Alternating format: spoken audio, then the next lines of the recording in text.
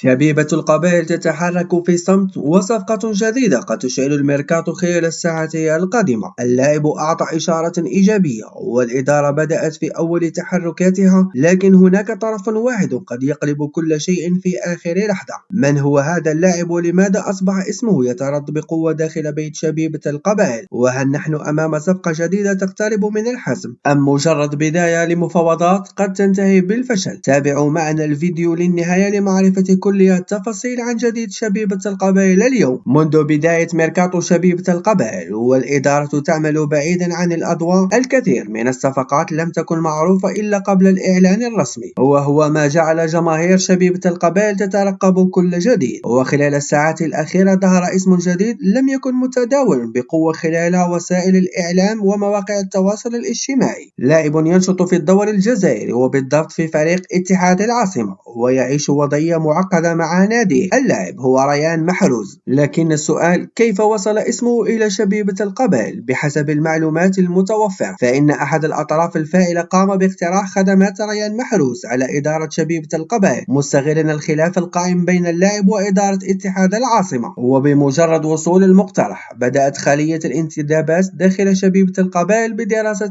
الملف. الرئيس عادل بودجة والمدير الرياضي يزيد منصوري شرع في تقييم الصفقة لمعرفة إمكانية تحويلها إلى واحدة من أهم صفقات ميركاتو شبيبة القبائل 2026. الإدارة لم تكتفي بدراسة الملف وفقط، بل تشير المعطيات إلى اتصالات أولية جرت بالفعل مع وكيل أعمال اللاعب. وهنا بدأت الأمور تأخذ منحى أكثر جدية، فاللاعب حسم قراره بمغادرة اتحاد العاصمة، ولا يخفي رغبته في خوض تجربة جديدة. هذه النقطة والموقف قد يكونان مفيدا لشبيبة القبائل إذا عرفت استغلالها، لأن الكثير من الصفقات تتعطل بسبب رفض اللاعب. أما في حالتنا هذه فالرغبة موجودة بين الطرفين. الكرة الآن في مرمى إدارة شبيبة القبائل. إذ أرادت حسم هذه الصفقة فعليها تقديم عرض مالي يقنع اللاعب ويسرع المفاوضات، لأن عامل الوقت قد يكون الأخطر في هذه الصفقة. كل ساعة تمر قد تمنح أندية أخرى فرصة الدخول على الخط، والجميع يعلم أن اللاعب ريان محروس لن يبقى طويلا دون عرض، خاصة إذا تأكدت رغبته في مغادرة اتحاد العاصمة. ولهذا قد تكون الأيام القادمة حاسمة. من جهة أخرى، ورغم الاختلاف بين اللاعب ريان محروس وإدارة اتحاد العاصمة،